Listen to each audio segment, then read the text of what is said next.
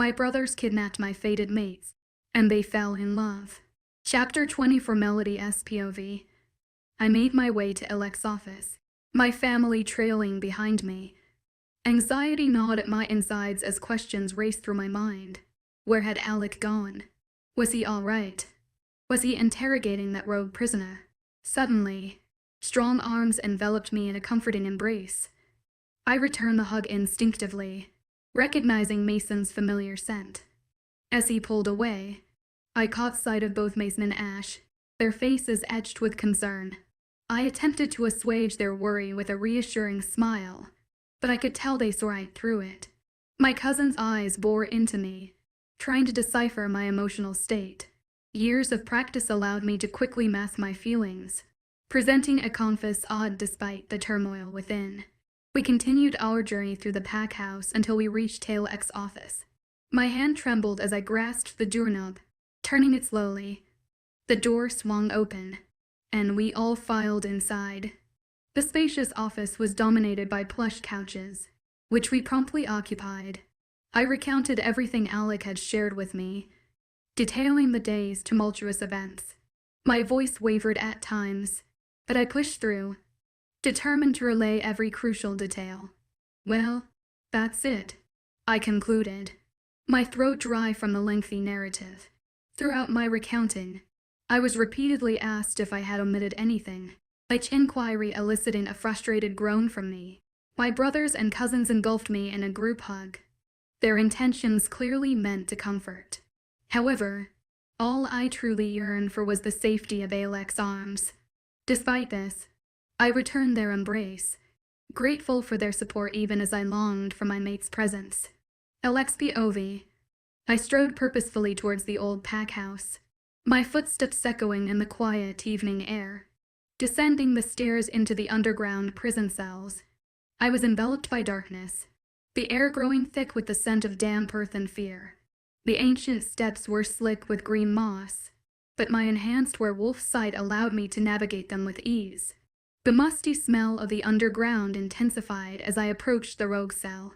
Entering the dimly lit chamber, I found the prisoner chained to the walls, his body trembling. He shook his head repeatedly, either fighting off exhaustion or attempting to quell his rising panic. A growl rumbled in my chest as I considered the possibility that he might be trying to link his companions, calling for a rescue. Such an attempt would be a grave mistake. My gaze swept the cell, landing on Matt. We stood in the corner with his arms crossed and a self-satisfied smirk plastered across his face. I approached him, my authority radiating with each step, ready to begin the interrogation that could potentially protect our pack and my mate from whatever threat this rogue represented. How long has he been awake for? I asked in a serious tone. I mind-linked you as soon as he woke up, Alpha. I nodded and walked over to the disgusting rogue who tries to harm my mate. I'm going to ask you questions, rogue, and if you refuse to answer them, I will inject you with more of the silver substance. You got it, I say, looking at him in the eye. He nods his head and swallows hardly. Yes, Alpha, he replies, bowing his head in submission. I nod. Firstly, does your leader plan to attack my pack in order to look for this so-called white wolf? Why, yes, Alpha, he says, looking down at the ground. I clench my jaw. This means Melody is in danger. I need to know when they attack. I also need to prepare my pack for anything and tell them I found my mate. My eyes fog over as Caden tried to take control because of the thought of someone hurting our mate. When? I grit out in anger, grabbing his neck and choking him. As soon as I choke him, it straightens up. I'm almost positive there's steam coming out of my ears. In a month, he manages to say. My hold on his neck suddenly becomes tighter. Matt comes up to me and pulls my hand away from the rogue's neck. Alpha, don't kill him, we need to find out more about this attack. I nod. How many rogues will be attacking my pack in 1 month? There are about 5 of us at Alpha. Looks like we won't have a problem since we have over 20 pack members, mutters Matt. How does your leader know there's a white wolf in our pack? Asks Matt, curiously staring at the disgusting rogue in front of me. I don't care. No. He sent us here as a warning. I stare at him, trying to see if he's lying. Unfortunately, it looks like he's telling the truth. I feel like pulling my hair out. Rogues are after my mate. Thank the moon goddess, they don't know the white wolf's her, but still. They cross my territory and threaten to attack my pack and possibly kidnap my. They have another thing coming. My pack will fight to protect Melody, their Luna. How does he know the white wolf is a female? I ask, using air quotes for the word white shifter. There's a witch helping him. The witch told us it's a female. But the white shifter we have been looking for almost 10 years is a female. That's all I know, I swear. I nod. Matt and Bill leave the underground prison. Tell everyone we have a pack meeting in the next half hour, I tell Matt through Mind Link. I know we're right next to each other, but this place is not soundproof and I don't really trust that rogue. Yes, Alpha, I'll tell everyone. He replies. We walk to the pack house together. I tell him to follow me into my office. There we see Melody and her family talking. She sees me and smiles. She stands up to hug me and I hug her back. I nuzzle her neck, taking in her breathtaking scent, trying to calm Caden down. She pulls away and I see those beautiful eyes filled with worry. I kiss her forehead and sit down behind my desk, pulling her onto my lap. I tell them everything that the rogue told me and that we will be having a pack meeting. I told Mel's family I wanted them there. During the time I was telling them, Matt questioned why we were telling them, and we told him that his Luna was the white shifter. Matt was shocked but also amazed to know how powerful his Luna is. Right now, I'm telling my pack everything. I'm telling them that we expect to have an attack in 1 month and that we need to prepare. I said that children 16 and older will have to fight and that all women and younger children need to be in the safe house on the day. I also said that women may fight. It's entirely up to them. After all of that, I introduced Melody to the pack. We told the pack about the rogues being after her and that she's a white shifter. My entire pack was in on knowing how powerful their lunaticity was. Melody SPOV. Alec told our entire pack about me. We now walk up to our room hand in hand. As soon as he closes the door, he presses me up against the wall and kisses me. When he pulls apart, he places his forehead to mine. Melody, you're going to have guards as of tomorrow, to make sure you're okay at all times. I gasp and pull away from Alec. I can't believe he thinks I need people watching over me. No, Alec will have no guards. I'm perfectly capable of taking care of myself. He walks up to me and places his hand on my cheek. I know you can take care of yourself, Mel, but I need some peace of mind that when I'm not around, someone will be looking after you, making sure you're okay. No, Alec looks like he's getting really angry since I'm not obeying him. Stupid alphas who expect everyone to listen to them. Not me, I'm his mate, his equal, and I also happen to have alpha blood. In an instant, he's in front of me, pushing me against the wall. His canines are out. I'm shaking with fear right now. He moves my hair out of my neck and he does something I would never expect. He marks me without my permission. Chapter 25, Melody SPOV. I scream in agonizing pain as his canines bit through my neck, marking me on my sweet spot on my neck. Soon my painful screams turn into moans. All the pain I felt previously turns into pleasurable moans. Alec licks my neck to close the mark his canines have created on my neck. My eyelids feel heavy and I start feeling extremely sleepy. Next thing I know, my legs give way from underneath me, but his strong arms catch me before I fall to the ground. Alec picks me up bridal style and places me on our bed. If I had any energy, I would probably shout at him for marking me without my permission. But right now, all I can think of is sleep. My brothers cancel Alec out when I tell them what he did. I sigh in content as darkness overtakes me. I feel all my worries drift away as I get pulled into the darkness I call sleep. I feel sparks ignite through my body as Alec's arms wrap themselves around my body.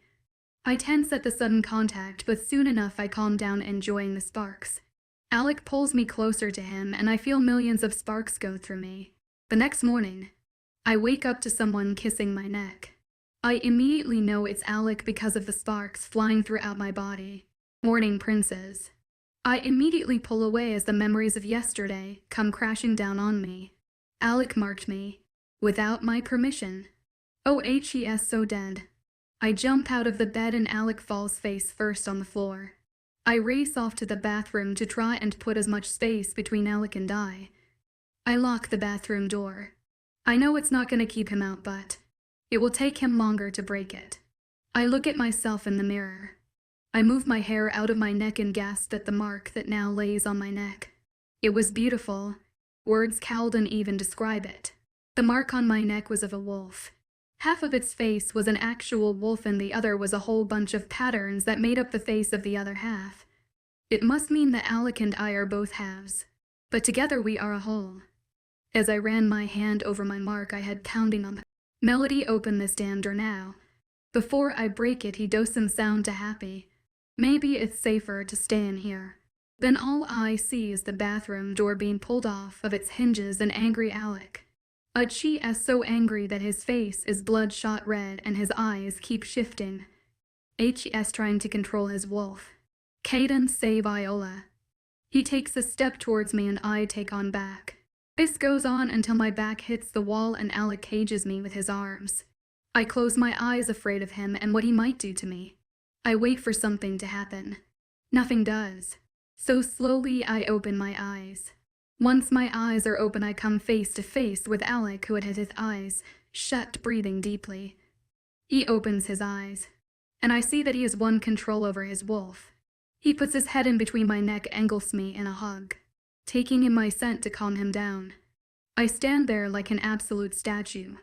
Eventually, he pulls away, staring at me with so many emotions. Don't you ever run away from me. I thought something happened to you. I look at the floor, feeling ashamed that I made him feel so bad. When I open the bathroom door, I see you standing there with fear in your eyes. Are you scared of me, Melody? I feel his intense stare on his eyes burning holes in me as I stare at the ground. He lifts my chin so that my brown orbs meet his and I gulp, afraid of what's to come. He stares at me tentatively. Are you afraid of me, Melody? Alec grits out and his hand tightens on my chin. I immediately pull because he's hurting my chin. I pluck up enough courage to move his hands away from me, so that he is no longer caging me. I attempt to walk away. Keyword attempt. Unfortunately, Alec gets hold on my hand and pulls me back to him, and I go crashing into his rock-hard chest. I asked you a question, he says, raising his voice. Let go, you're hurting me. That's all you've been doing since you forcefully marked me. Let go, Alec. I scream frantically, tears running down my face. I snapped at him.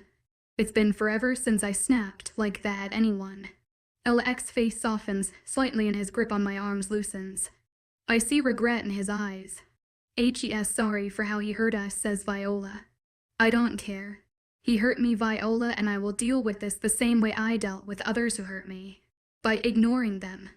I don't care if as my mate he had no right. I growl back. I yank my arms out of his grasp. Don't touch me, Alec.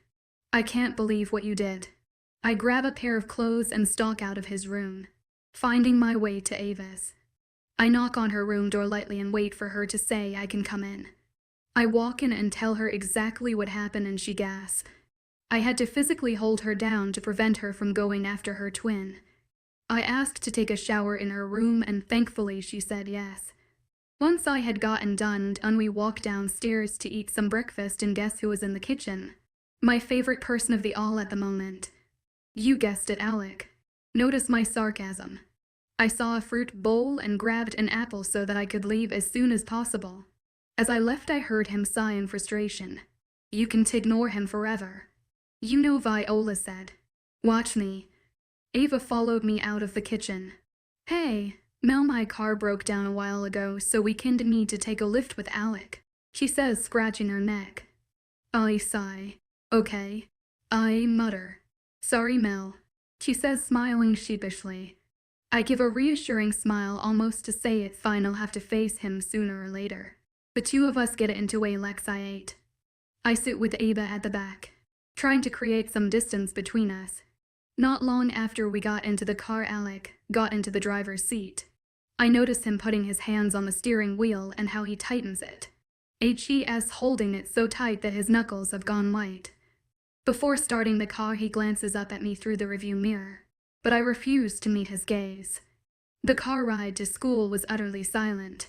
It was extremely awkward. I mean, it probably wouldn't be if Alec and I were on taking terms, but as soon as the car came to a halt, I jumped out and rushed off to my locker, sending Ava an apologetic smile before hurrying along.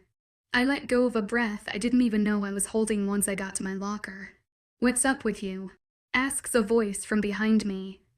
I jump up from fright. I turn around, clutching my chest, my heart beating rapidly, only to come face to face with Chris, who is smiling at me sheepishly. "Sorry, Mel. Didn't mean to scare you," he says, scratching the back of his neck. I jump into his arms, hugging him. "I haven't seen you in ages." I feel his chest vibrating from laughter, and I smile. "Miss you to Mel." Then a loud threatening growl is heard, and I'm being pulled away from my best friend by the only person who can make me feel sparks on skin contact. Alec? Mine. Chapter 26, Melody SPOV.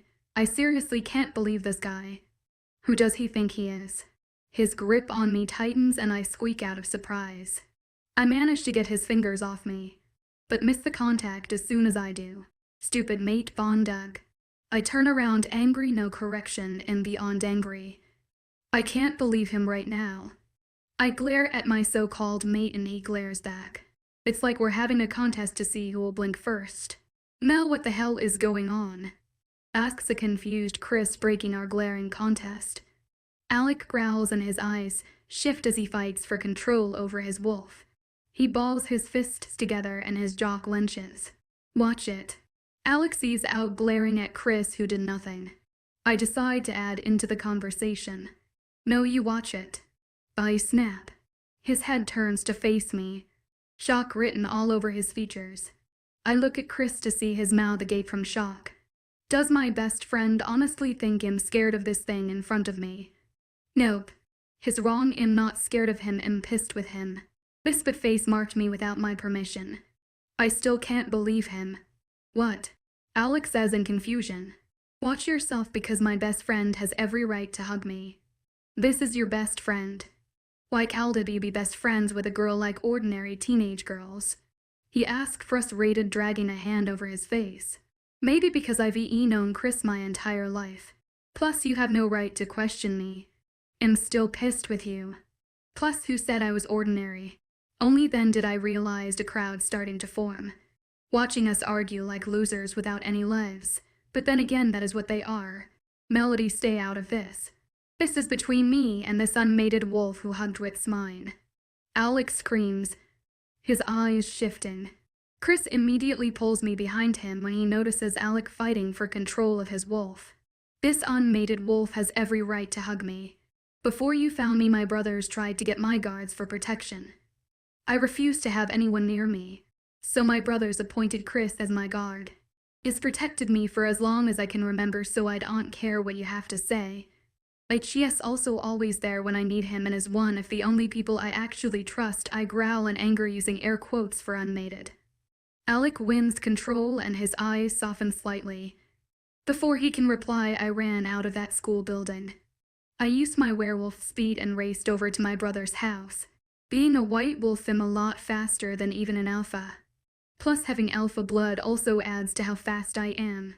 Once I got outside the house, I opened the door, knowing the boys are home. As if sensing me, they all come to the front door, confusion written on all their faces. "Mel, what's wrong?" asks a worried Chase. I don't answer and head over to the garage and get into one of the cars I own, my red Bugatti Veyron, and raced off to my spot. Living with 10 boys, I learned how to drive at a young age, and thinking it would be fun. After learning how to drive, Grayson and Zitter taught me basic race moves. I caught on pretty quick, considering I love speed. I've actually gotten many driving tickets for speeding. My cousins used to tease me before I got into the car about my driving. My lips twitch upwards at those memories. The spot is where I go to clear my head after F-rights, generally. I haven't been here in a while since there's been no time. I found this spot just days after we moved here and I love it. It's such a beautiful place. I mean, there's a great view of the ocean. There's a big rock that faces the calming waves, and watching the sunset here is incredible. There's also a big old willow where I sit under when I feel like sketching here. I love it here since it's so calm. and it makes it easy to clear your mind of so many things. I even come here to write some songs for concerts. Which reminds me I haven't had a concertee in a while. I should probably phone my manager and get him to organize one. It will help relieve some stress and anxiety. I sit on the rock and stare at the beautiful scenery. I breathe in, closing my eyes and exhale deeply. I open my eyes and sigh in content, and think back to all the events that have happened in such a short amount of time. I mean the attack, us moving here, fresh start, new high school, finding my mate, running from him and him marking me without my permission. Up until this very moment, I wish my life wasn't this crazy and dramatic. But then again, I'm not always going to remember the easy things in life. I'm going to remember all the difficulties, and what lesson each difficulty taught me and how that shaped who I am today. I remember my mom telling me one day that life is not all sunshine and rainbows. She said it gets harder as we grow up, that we'll always have good and bad moments. It's the bad that actually affect who we are, since how we deal with those bad moments make us who we are. I didn't even notice the silent tears falling down my face. Using my palms, I wipe my now soaked cheeks. Mommy, Daddy, why did you leave me? Why? I whisper, breaking out into full-on crying. It's not fair. They were good, great people, but they died. I would do anything for a comforting hug from either of them, whispering in my ear, telling me everything is all right and they'll always be there. After crying for almost half an hour, I stop and wipe my face with the arms of my shirt. I stare into nothingness for a while, zoning out of the misery that is my life. When I finally snapped out of my daze, I pulled out my phone. The time read to PM.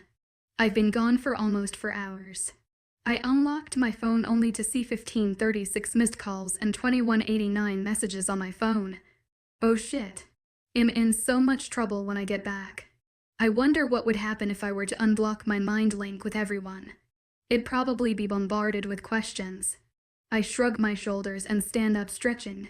Just then my tummy grumbles. I chuckle, patting my belly, and decide to order some food before going back. I get in my car and drive off to some fast food takeout. I felt like some McDonald's, so that's what I bought. I sit in the car and eat before driving off to my brother's house. No way in hell am I going to Alex's house now, not after everything he did. Chapter 27, Melody SPOV. I turn the doorknob only to find it locked. I stare at it confused. They never ever lock the front door. I sigh and shake my head. I grab my bag and search for the keys in it. Luckily they gave me a spare key in case I ever needed to get away. Their words, not mine. I turn the doorknob and enter the house, sighing. Just as I enter the house, two pretty girls around my age run up to me frantically. They are both brunettes, both human brunettes. They both have brown eyes. Their hair is both at a medium length. The one looks really quiet and shy, and the other looks a lot more talkative and outgoing. The more talkative one's hair was dip-dyed a dark pink, purple color. "Help us, please," screams the one with dip-dyed hair, breathing heavily. I give her a confused look. Why? What's wrong? Now, before you tell me, please sit down, both of you, and calm down. She sits down hesitantly, her friend beside her looking scared. They sit on the couch in the living room. She looked down at her lap and started fidgeting with her fingers. The quiet one of the two hasn't spoken a word yet. Before you tell me what happened, can you please tell me your names and ages? I ask them in a friendly way. They look at me funny, like they're trying to figure out if I mean harm. Eventually the one with the dip-dyed hair sighs in defeat. I send them a friendly smile. "My name is Melody and I'm 18. I say, stretching my hand out to them. "Mine's Riley and both of us are 18 as well," says the one with dip-dyed hair. I mean Riley, shaking my hand. With a bright smile. "Mine's Emma," whispers the girl next to her shyly. I smile at Emma. "Now will one of you please tell me what's wrong and why you need my help? We were kidnapped by 10 guys, please help us," Riley says, throwing her hands in the air. I stare at her, then shout, "Boys, I can't believe them. They have got to be kidding. They do know kidnapping is wrong and they can go to jail for it, right? Where's the fire?" screamed Austin, and I face palmed. All of us, meaning my 8 cousins, look at him. We each give him the really look. "Mel, you're okay," they say, engulfing me in a bone-crushing hug. Let go, I grit out, sounding pissed. They look at me shocked, but do as I say. They step back and diced and facing them, looking as pissed as ever. My arms are crossed and tapping my foot on the floor. Someone better tell me why the hell you kidnapped two inconstant girls. Also, where are my two idiotic brothers? I ask in rage. How do you know we are innocent? Ask Riley, standing up, and Emma stares at her wide-eyed. At the moment, Emma kinda reminds me of a fish because she opens and closes her mouth. Shut up, Riley, whisper, yells Emma, yanking her back onto the couch. Riley hisses Emma but listens and keeps her mouth. I tap my foot louder, waiting for a reply from the 8 stupids in front of me. They exchange glances, as if I didn't see that. Cue the eye rolls and dramatic hair flip. Just as Liam is about to answer my question, the front door slams closed. I quickly make my way to the door, only to come face to face with two very stressed brothers, Ash and Maze. Thank God, Mel, they both say. Before they finish their sentence, I yank both of them by the ear and drag them into the living room. I drag them to where they guys are and let go of their ears, and go back, so standing in front of them with arms crossed and foot tapping on the floor. What the fuck, Melody? Screams a pissed off Ashton, rubbing his ear. What did I ever do to you, sis? I know Ash is a terrible brother, but me, says Mason with mock hurt. Then he smirks. All I do is roll my beautiful eyes. Explain, I say with a stern voice, pointing at Riley and Emma. Oh, that. You see, May stutters. We kidnapped them, answers Alec nonchalantly, looking down at his nails. I can see that you moron, I say, rolling my eyes. Why do you kidnap us? What we ever do to you? Asks a frustrated Riley, pulling her brown, purple hair. There our mate smell, mutters a guilty-looking Maze. What? I scream. You hurt him, Melody, says an oi dash. I stare at the 10 of them wide-eyed. Okay, this is not the best situation. Why would you want to meet your mate like this? Heck, if Alec had to kidnap me, I would have killed him. Wait, or not. No, you wouldn't. No, you wouldn't. I wouldn't let you. Oh, shut up, Viola. I still have a room upstairs, right? They nod. Great. I walk over to Emma and Riley and grab their arms and drag them into my room. Well, old room. We enter the room and I lock the door. Probably won't keep 10 werewolves out, but whatever. I tell them to take a seat. This is going to be a long conversation. Let's hope they take it well. Okay, let's get this over with. I say, sighing softly. OMG, as exclaims an excited Riley. Can you believe it, Emma? We're mated to sexy werewolves. I see Emma visibly pale and swallow hard. She turns to me with frightened eyes. Firstly, you called my older overprotective brother sexy. Gross. Secondly, Emma, you have nothing to worry about. Ash and Maze will treat you both well, and if they don't, he'll deal with them, I say, sitting down next to Emma. I'm scared, says Emma below a whisper. It's okay to be, but both my brothers have always dreamt about having mates. They would always talk about how they would do anything to make her happy and protect her with their lives.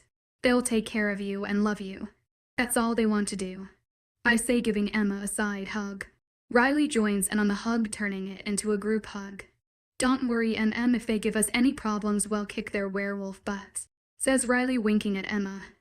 I roll my eyes and the 3 of us burst out laughing. I like them, they'll be amazing for the pack. So I spent the last 2 hours telling them about werewolves and mates. Now we are walking downstairs to tell the boys they know about our world. We get to the last step and stop as the boys are all looking at us. Relief takes over Ashton and Mason's faces. Ash walks up to Emma and hugs her. Maze does the same to Riley. Oh, why, Koe. You guys are so cute. Emma turns bright red and hides her face in Ashton's shoulder, making him chuckle, whereas Riley smirks at me and sends me a wink. You know it, girl. The 2 of us burst out laughing. I'm totally gonna miss them when I'm home. By home I mean a Lex Pack house. I wipe the imaginary tears away once I've cooled down a bit. We guys, I should probably get going. Mel, you not gonna tell us why you came here, stole a car, and went missing for a couple of hours? Asks a curious Ander. Nope. Not gonna say. And by the way, I didn't steal the car, it belongs to me. It was my 16th birthday present, remember? Everyone nods except Emma, her face still hidden in as H's shoulder. I turn the front door only to come face to face with, drum roll please, you guessed it, the one person I can't even look in the eye right now. Alec. I hate my life. Chapter 28. Melody's POV. I stare wide-eyed at Alec as relief crossed over his face, and he pulls me into a hug. He nuzzles my neck. To say I am shocked is an understatement. Instead of hugging my mate back, I pull away. I attempt to walk away, but unfortunately for me, he gets a hold of my wrist. I try and yank it out of his grasp, but his grip only tightens. I stare at my almost blue wrist. I try wiggling out of his death grip, only for him to tighten it again. Stop, you're hurting me. Instead of listening to me, he tries to pull me closer to him, and I notice his eyes shift over to black. His wolf is in control. Oh no, not again. Last this happened, he forcefully marked me. Maze grabs hold of my other arm and pulls me to him, while Ash stands in front of me with a pissed-off look. Mine. Then I swear everything just happened so fast I almost missed it. My cousins grab Alec and hold him to the wall. Grace and takes a hold of Alec's right arm and under his left arm. Austin and Liam grab a leg each. Hunter pushes Alec's chest down, keeping him glued to the wall. Dill ungrabs Alec's neck and keeps it roughly. Chase yanks Alec's hair, making his head come up. While 7 out of my 8 cousins mount my mate to the wall, Jace stands protectively in front of Riley and Emma, their future Luna and beta female. Mace unhugs me and I sob in his chest. My sobs grow louder until I'm too drained mentally and physically to cry anymore. Mace pulls away and kisses my forehead and wipes my tears away. Come on sis, no big brother likes to see his little sister cry. I smile weakly at his attempt to make me feel better. There's that smile. Mace says, smiling, fondling at me. I hug him again, this time not crying. Then a loud threatening growl is heard. Guess who growled? I bet you'll never figure it out. Just joking, me being my sarcastic self. Yep, you guessed it, that growl came from my oh-so-fantastically great mate. Alec. Cue eye roll. Let go of what's mine now. Alec booms. He's trying to break free from the tight hold my cousins have on him. Not until you gain control from your wolf, Alec, and apologize to my sister for hurting her. Shouts sashed in matching Alec's threatening tone. The girls cower back behind Jace. They look terrified at my mate and Dash. I feel bad right now because they are fighting because of me. Maybe it was a bad idea to come here. Watch it, Alpha. Ashton might pack us, strong enough to wipe yours out. Me and my mate are none of your concern. Alec replies, spitting out the word Alpha. Alec has lost it. There's no way he could think doing that would make things better. And if he does, then he loses me. Because he would have terminated not only my old pack, but my family too. I believe Alec has lost all control he had, and Caden has taken control. Alec, try and regain control before your wolf does something you'll regret later. Says Maze, letting go of me and walking towards Alec. Mel, why are you and Alec fighting? Don't deny that you aren't fighting, cause otherwise this wouldn't be happening. Says Ash. He marked him me. I managed to mumble. He what? Shouts all 10 of them. I marked her, says Caden. They take their attention off me and back onto him. Riley. Emma, would you please take my sister upstairs? I want none of you to see what's about to happen, says Maze, cracking his knuckles. But Riley says, then Emma cuts her off. But nothing, Riley don't get on a werewolf-'s bad side. They could probably kill us with the snap of their fingers. Whisper, yells Emma. I turn to Ashton to notice his eyes soften slightly as he notices how scared his mate is. We will never hurt you too, mumbles Ash to Riley and Emma. Emma and Riley just look at each other, sharing that look. Then Emma grabs my upper arm and pulls me upstairs. When we get to the top of the staircase, I hear Riley say, well, if you need us, we'll be in Mel's old room. Knock before coming in. Then she sprints up the stairs. I almost feel like laughing. She grabs a hold of my other arm and they drag me into my old room. Joy. As soon as we enter the room, I break down and full-on cry, letting all my tears flow. Riley and Emma try and calm me down, but nothing helps. So eventually they give up and hug me instead, telling me everything is all right and that my mate doesn't deserve me. Then all of a sudden I feel excruciating pain throughout my entire body. I scream in agony. I start crying harder, unable to control the pain. My screams grow louder. Riley, stay here with Mel. I'm gonna go tell the guys something is up, Emma says quietly but with authority in her voice. She turns to the door ready to leave. Emma. I call, more like struggle to call. Yes, she says, turning around facing me once more. You'll make an amazing Luna. I say, smiling weakly. She smiles back, then hurries downstairs. Ugh. I scream louder than ever, pain taking over my entire body, making it hard to even breathe. Ashton's POV. As soon as the girls are upstairs, I turn to Alec. You son of a bitch, I exclaim, smacking him across the face. Before I can throw another punch or even hit him, Mace pulls me back. If Mason didn't do that, I would have probably knocked him unconscious. Why do you mark our little sis without her permission? He barks. Our 8 cousins in the room close their eyes at the sight of Mason shouting. Since between the 3 of us and the one with the tiniest temper, Maze is the reasonable one and Mel is the caring one. So Maze hardly ever shouts. Alec just stares at Maze like he is an idiot. We wait for about 5 minutes, waiting for him to reply, but he stays quiet. Refusing to ask any more questions, Maze and I beat him up while our cousins hold him back. We start to hear screams but ignore them since we believe it's our imagination running wild. Then my beautiful mate runs down the stairs with a worried expression. I immediately let go of Alec's head, being in the middle of me punching him square in the jaw, and walk over to my mate. I immediately put my arms around her. What's wrong? I ask my now blood-red mate. Oh, wash, yes, it's so adorable. Mel, she says, swallowing hard. She notices a beaten-up Alec and cringes. What about Mel? Maze asks from behind me. She started screaming. We don't know what's wrong, but she keeps complaining about pain. We don't know what to do, she exclaims. Then it hits us. Their mate bonds. She can feel all of his pain. He marked her, screams Dylan through our family mind link. Tell us something we don't know, idiot, remarks Grayson. He means he marked her so she can feel all of his pain just like he can feel hers, says Jace with worry evident in his voice. Melody, screams Alec. Then his eyes shift and we know his mind linking someone. His facial expressions changes even more now. Shit, he curses. What? Asks Ander. The rogues have just declared war, wanting to do everything in their power to get their hand on the white shifter. He grits out with a clenched jaw. Melody. Chapter 29. Alec's POV. Melody's family finally let me go and I race up to her old bedroom. When I got there, I see my mate's head on a human with purple highlights in her hair's lap. She keeps whimpering and there are tears rolling down her beautiful face. I suddenly struggle to breathe seeing my Melody like that. She deserves to be happy always. To always have a bright smile on her face that could instantly make my day.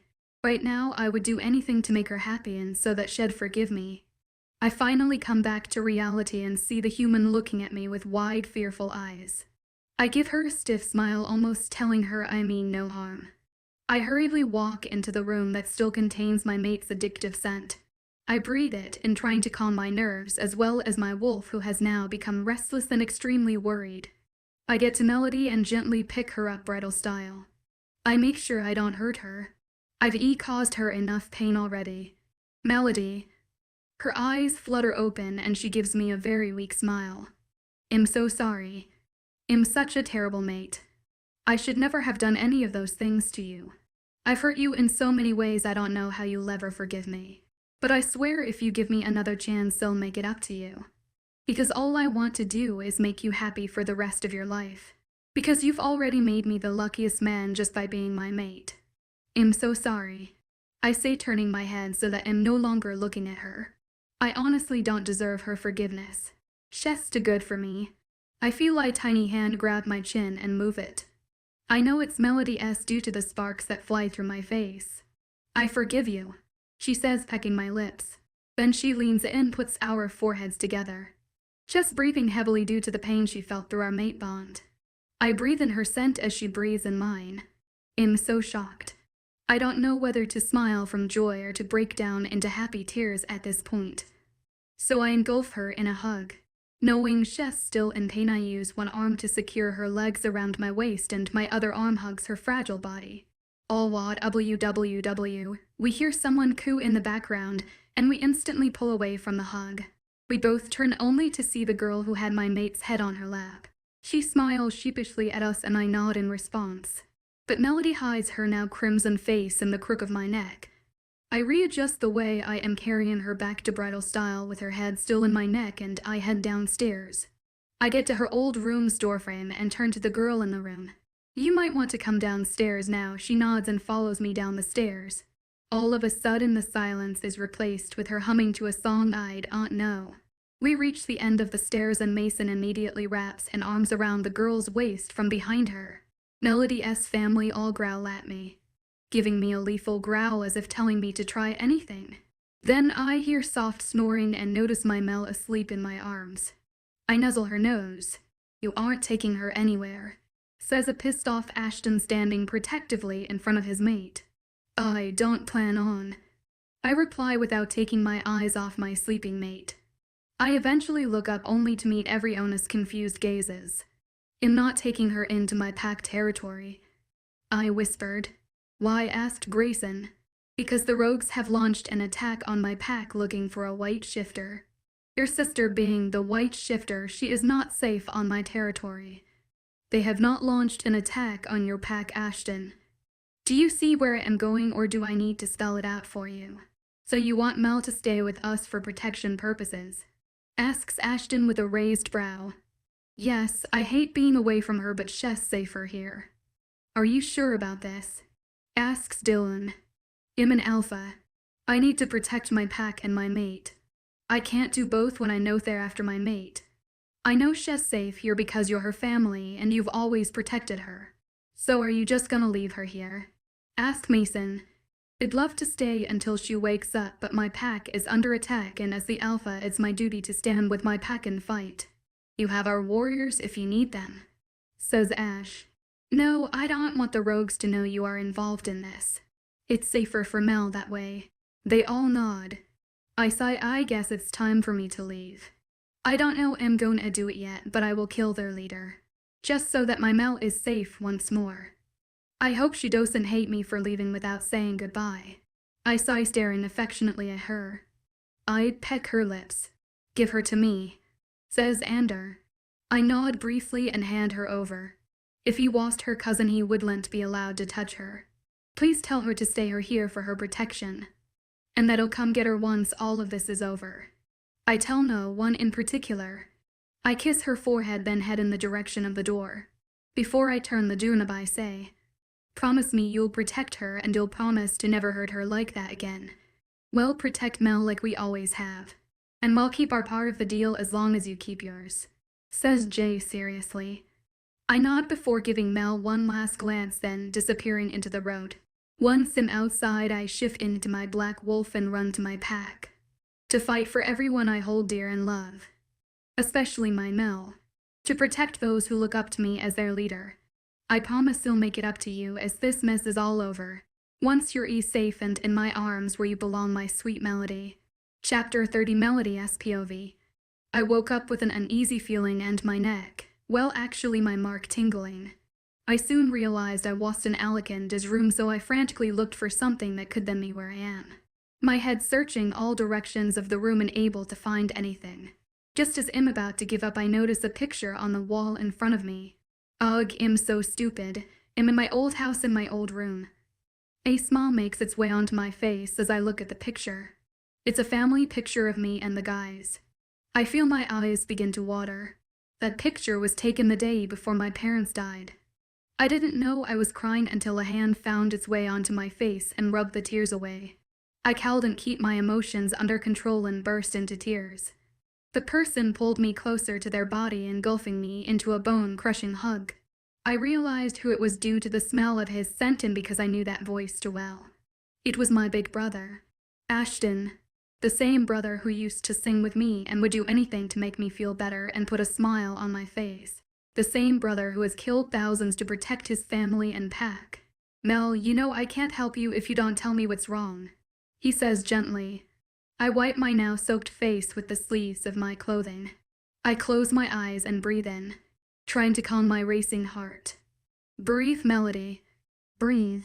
Then suddenly the memories of yesterday come crashing down. Alec apologized and I forgave him. But if I forgave him, then what am I doing here? Ash must have noticed my confused expression since he caught my attention and broke my train of thought. Melody. He stutters out. What? I feel my anxiety rise. This can't be good. Ash is never, I repeat, never nervous. I mean, he's a freaking alpha. Nervousness is not a word in his vocabulary. Alec. He would. Ash. Spit it out. You're going to give me an anxiety attack. I snap with glowing white eyes. Ash visibly gulps. You see, when my eyes shift white, it means my wolf is now in control. And Viola is not happy. I managed to gain control from Viola. Sorry, Ash. Viola kinda took over. I say sheepishly.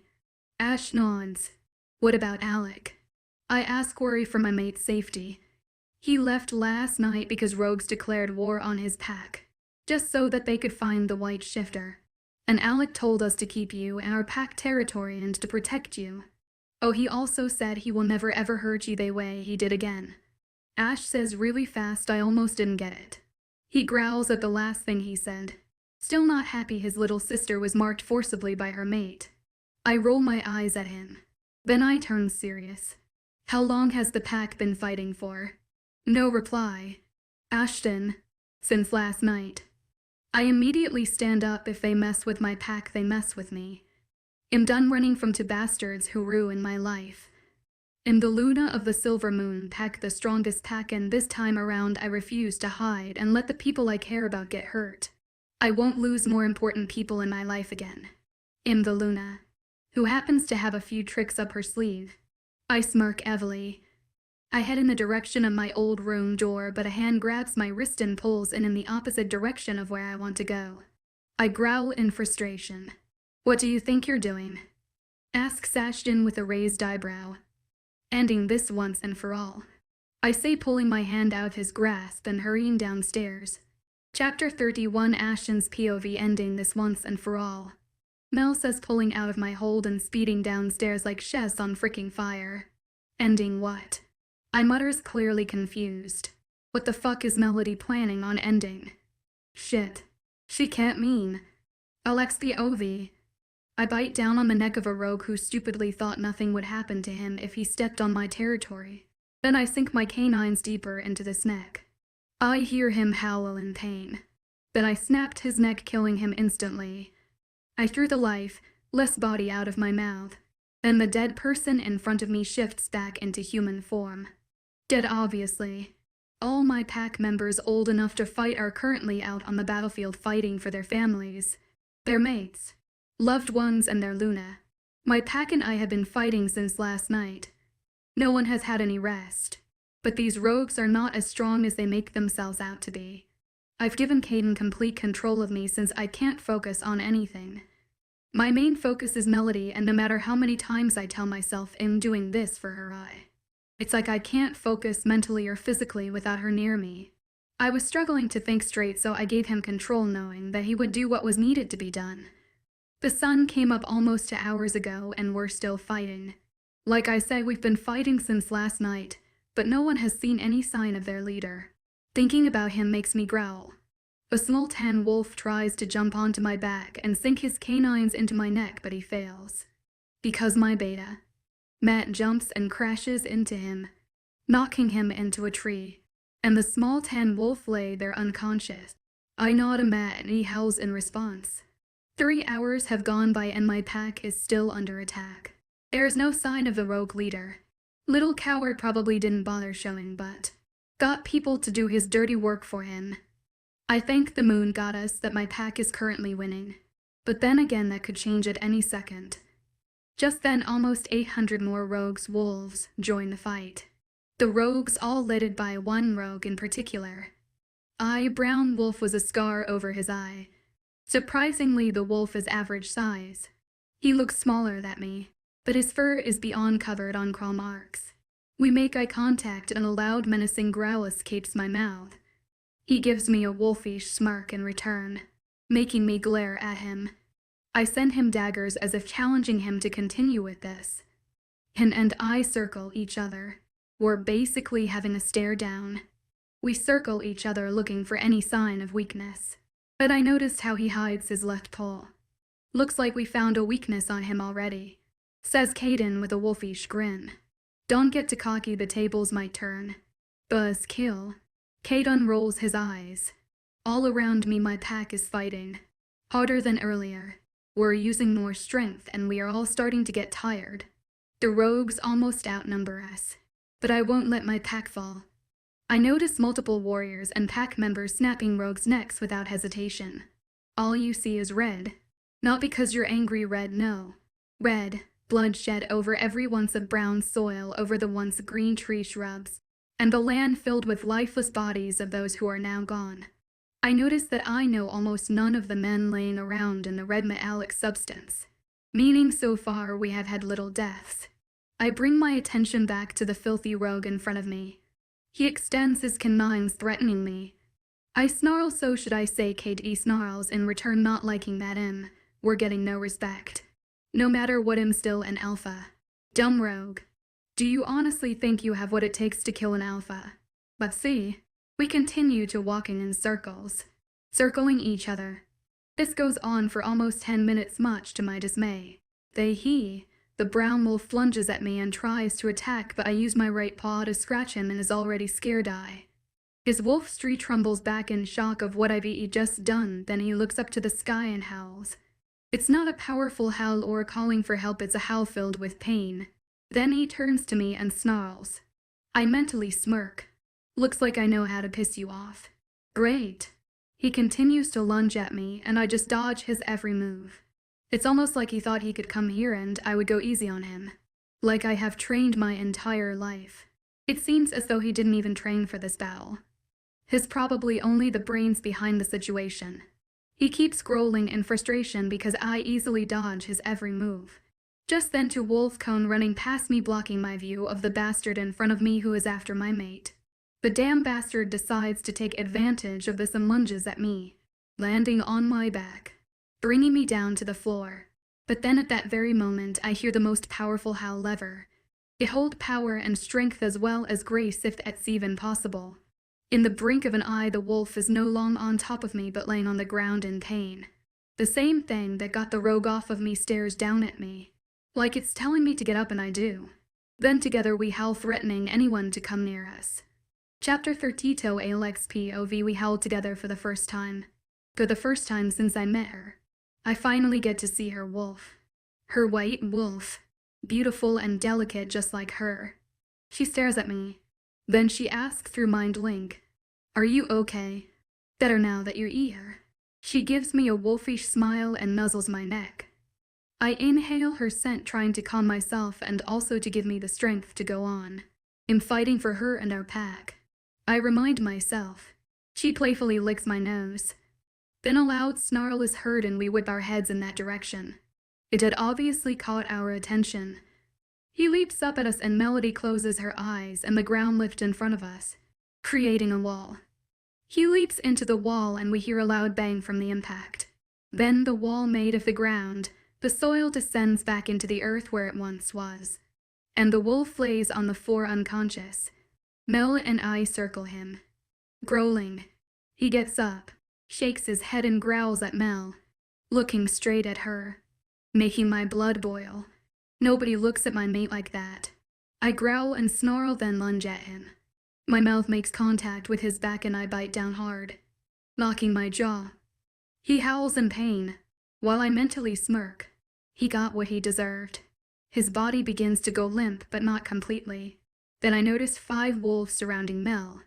I let go of him and help her. Then together the two of us help the rest of our pack, forgetting about their leader who is after my Melody. Melody SPOV. Alec and I just finished helping the rest of the pack. Thank the moon goddess that no one is seriously injured and we've had no deaths, I think. Alec and I haven't really had a chance to speak thanks to the fight happening now. But I haven't seen any of our pack members dead. Then out of nowhere a wolf jumps onto my back and sinks his canines into my back. I howl out in pain. every inch of my body going numb. That's how bad the pain is. Alec immediately comes to my rescue and pulls the wolf off of me, then stands protectively over me, daring the wolf to come any closer. I lay with my snout on the floor, feeling limp and my eyelids heavy. The last things I remember were Matt and Eric jumping onto the wolf's back and biting him, then seeing the wolf unconscious again. Then Alec shifts back into human form, standing without clothes in front of me. He orders his beta and third to take the wolf down to the underground prison. Then he gently lifts me up and tells me to stay awake. But I can't. Darkness consumes me and I welcome it. The last thing I hear, Melody, "Princess, don't close your eyes. Please, just don't." Then I find myself in a peaceful slumber. And for the first time since my parents died, I didn't have a nightmare. I had a dream instead. LXPOV, keep your eyes open, princess. I scream, becoming frustrated. I run with Mel in my arms. I run all the way to the PAC hospital, but without clothes. What? I had other things to worry about, like my unconscious mate. "Please wake up, Mel," I whisper. Her body lay limp in my arms. I bring her closer to my chest. I missed her. Although we were apart for less than a day. I missed her. I honestly can't imagine a life without her or bear a day without her. Finally, I get to the hospital. It's crowded with all injured PAC members. I run and carry my unconscious mate, hoping she's okay. Drive Wilson. I call the doctor with alpha tone, commanding him to come to help me. I'm not gonna let my mate die. I won't be able to live a day without her. Alpha, what happened? He asks, bowing his head in respect, and handing me a shorts. During the fight, a wolf, their leader, jumped onto her back and bit her. I managed to get him off, but she fell unconscious. "I see she?" he asked with a confused expression and raised eyebrows. "Yes, she is the white wolf I hold in my arms, who also happens to be your Luna. Oh, moon goddess, help me if anything happens to her. You'll have to deal with a very pissed off Alpha." "I see. Luna. But you haven't even introduced her to the pact. I wasn't even aware that you had found your mate. Alpha. Well, now you know. So help her, damn it." "Of course, Alpha. Nurse Emily and Marissa, help me with her, please." I growl out at the disrespect he shows towards my mate. Nurse Emily and Marissa bring a stretcher and they stare at me expectantly. "Vampire deception. By Tyke Mason and EY Gwet. As an undocumented changeling, I'm forced to cove at the low-level witch. Alpha, you kinda need to put the Luna on the stretcher so that we can help her," says Marissa. I stare at the middle-aged woman in front of me. Her tone gentle but also with no room to complain. She smiles warmly at me as if saying that everything will be fine. Hesitantly, I put Mel on the stretcher and they start trolling her further into the hospital. I follow, obviously, I mean that's my mate. We end up outside what appears to be a surgery room and stop. "Alpha, I'm afraid you can't go inside the room with her. I understand that she's your mate and our Luna, so I can assure you we'll do everything in our power to make sure she's okay. But in order to do that, I'm gonna need you to stand outside in the waiting area." Knowing there's no room for argument, I nod my head, walk towards the stretcher and kiss Mel on her wolf's forehead. I stare at her chest, just as beautiful in wolf form as she is in human form. Then I step aside so that they can take her into the surgery room. I feel Kate getting angry. They're going to help her, KD. If we don't let them, she might die. I know, and it's our fault. If we hadn't taken our eyes off of her for 1 second, she'd be fine. I sigh heavily and don't reply, knowing he's right. Now to tell her brothers and cousins. What happened? I think, walking toward the waiting room and PL on king myself onto a plastic chair. Mason's POV. Ash does not answer. Ring, ring, ring. Every onus attention turns towards Ashton as he pulls out his phone from his pocket. Unknown number. He mumbles. "Hello, how did you get my phone number?" "What?" "We're on our way." Ash yells into the phone. Ash grabs Emma's hand and pulls her in the direction of the garage. I put my arm out and Riley puts her hand in mine and we follow then along with the guys. "Ash, what's wrong?" asks Liam. Ash ignores him and frantically searches for his car keys. "I bet you it's in his pocket." Austin tries asking him what's wrong, but he ignores him as well. All of them look at me expectantly. I sigh. Ashton, I say using alpha tone. I may be a beta, but I have alpha blood. Also, in the inside of our pack, we're regarded as equals, so yeah. That catches his attention. What the hell is wrong with you? I shout. Malhi says, and his face pales slightly. Everyone immediately gets into a car and we follow Ash to wherever. Hang on, lil sis, we're on our way. I just hope we're not too late. As if sensing my distress, Riley grabs hold of my one hand and intertwines our fingers, calming my nerves slightly. Please be alive, Melody. We can't fail Mom and Dad's last request to keep you safe forever and always, regardless of whether your mate is in another pack.